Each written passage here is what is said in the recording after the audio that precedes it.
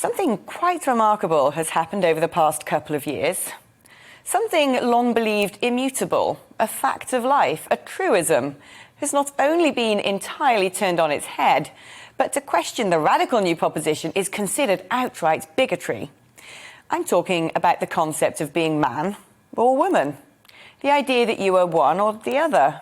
Of course, there have always been intersex and hermaphrodite people and those that wish to dress or live their life as the opposite sex.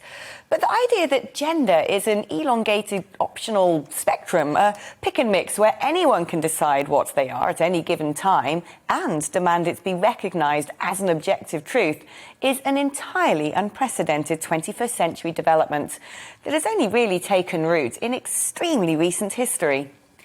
Today, the Scottish Parliament is bringing forward highly controversial plans to allow trans people to self-identify their gender.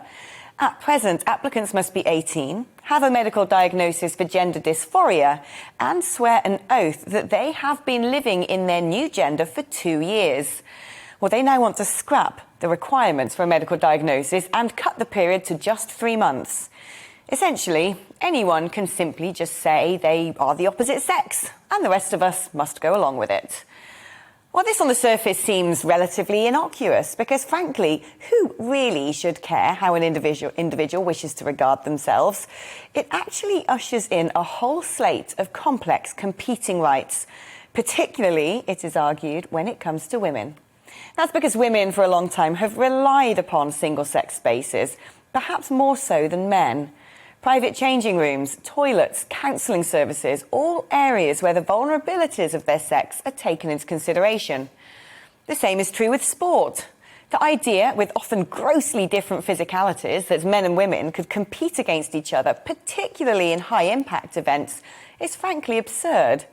Equally, the idea that a male rapist could simply state they are a woman and demand to be sent to a female prison with inmates that have a range of mental health issues would have been unconscionable mere years ago.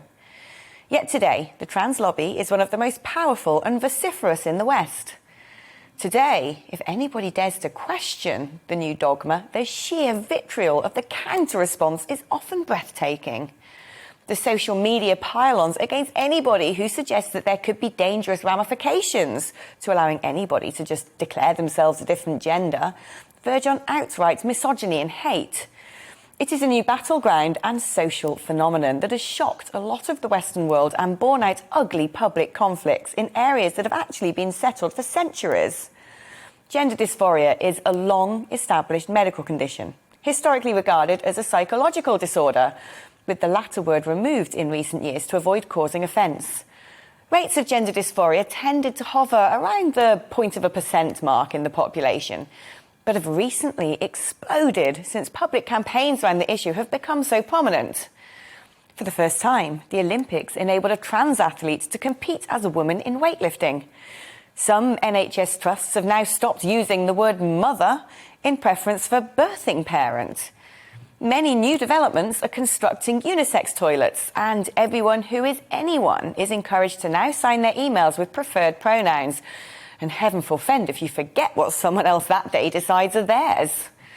The rate of change is exponentially outstripping our ability to appraise or adapt. What we're left with is a giant and bitter sociological mess. But why, when incidence in society is traditionally so low, is it such a high-profile topic?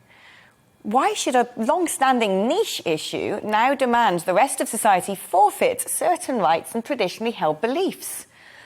We don't make everyone wear blindfolds to accommodate those with partial sight or demand that all toilets are disabled toilets.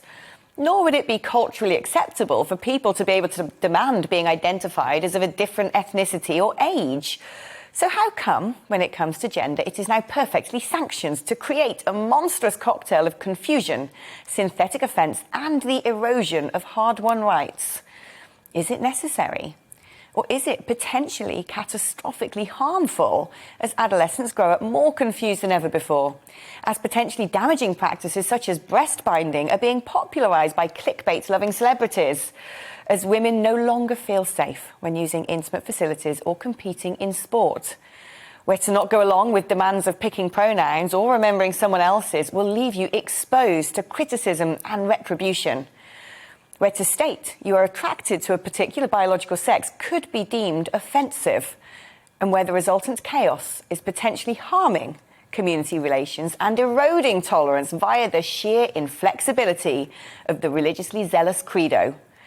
Something that used to be so simple has now become a daily battlefield, where the rules can change every 5 seconds, as they are not based on anything remotely resembling objective truth, but one's lived experience.